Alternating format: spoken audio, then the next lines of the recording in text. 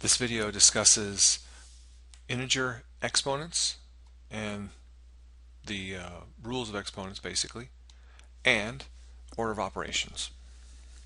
So first, exponents, something raised to a power. A is called the base, n is called the exponent, so when we have 8 to the power of 4, that means that our base is 8 and our power is 4. And it really just means 8 multiplied 4 times. Some things to remember: a to the 0 equals 1 and a to the negative n equals 1 over m. But some of you probably were taught that a to the 0 equals 1 and you're just supposed to memorize that. Well, it really comes from these rules, right?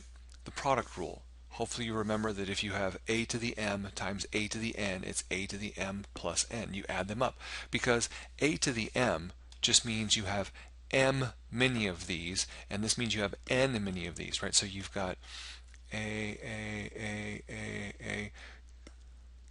You've got m many of those, and then over here you've got a bunch more, or this time there are n many of those. And so when you put them all together, isn't that going to be m plus n many of them, right?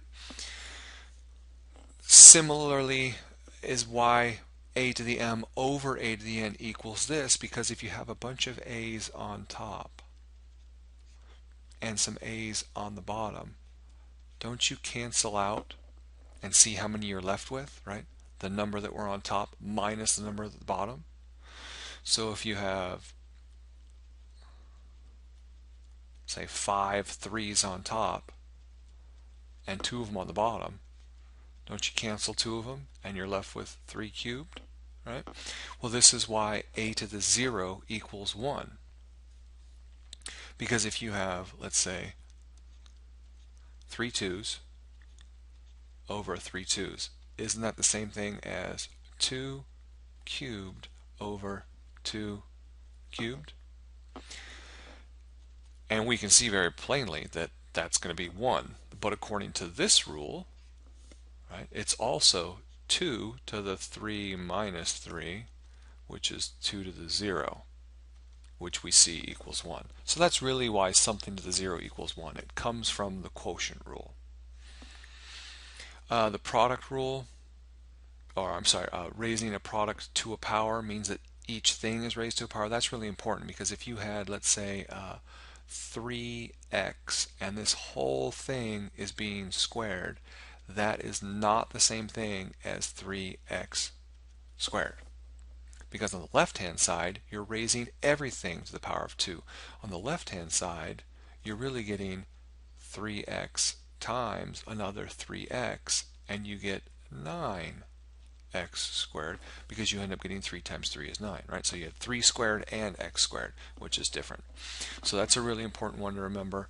And then of course, raising a quotient, you just raise each piece to that power, just like we're raising each piece here, right? The a gets raised to the m, the b gets raised to the m, same thing here.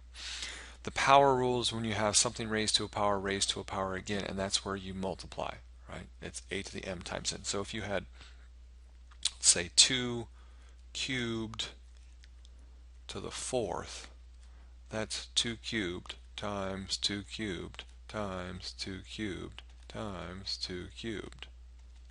Well, there's 3 of them here, 3, 3, 3, right? So isn't that 3, 6, 9? Isn't that going to be 12 of them? And that's 3 times 4. Here are some examples. I worked through some on the previous slide. You can see some more showing you the same thing, right? You add these two and you get 3. Because isn't r to the negative 2 the same thing as 1 over r squared?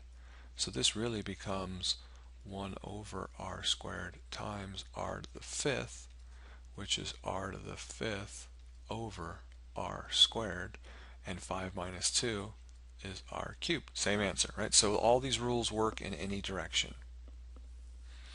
Here's your example where everything is being raised to the power of 4. So there's 3 to the 4th, and then a to the negative 3 to the 4th, and then we can rewrite it this way, right? Negative exponent just goes to the bottom. But this only works for multiplication, right? We can only flip these things around for multiplication. So here's our simplification rule here of 9 minus 4. Here's everything being raised to a power of negative 3. All right.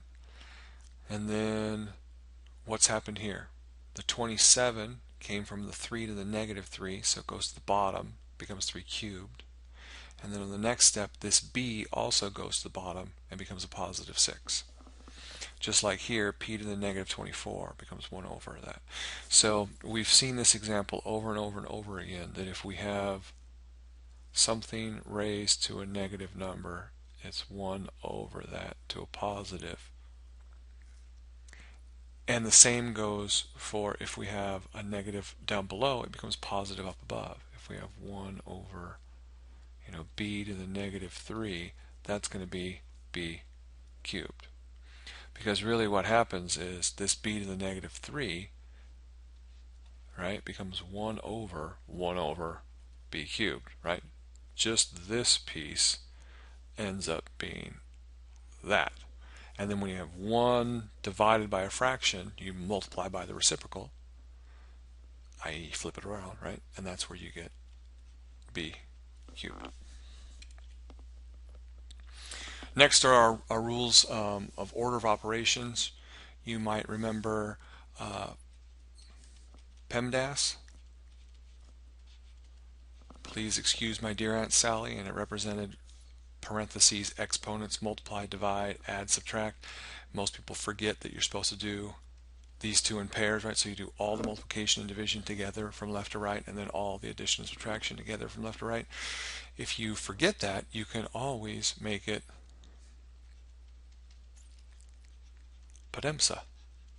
People everywhere do math so accurately, and now you can just do all the division first, then come back and do the multiplication, do all the subtraction first, then come back and do all the addition, and you'll actually still get it right.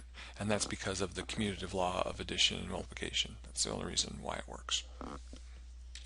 Here's an example, right? First thing, we do what's inside the parentheses. So we do 9 minus 6, and that's where we get the 3. Next thing is we do the exponents, so 3 cubed, 27. Next thing is multiplication. Last thing, addition, subtraction. Right? Same thing with this bottom one. First we do what's inside the parentheses, so there's the 5, right? Nothing else has changed on the top. On the bottom, first thing we did was powers, right? Because there weren't any parentheses, so we moved on to exponents, and there's that stuff. Okay, now we can do division, so there's our 3. There's no more division or multiplication, no division or multiplication, so we go straight to addition and subtraction on the bottom. That's where the 31 comes from. And so now on the top we still have to do our addition up there. 23 over 31 is our final answer. That's it.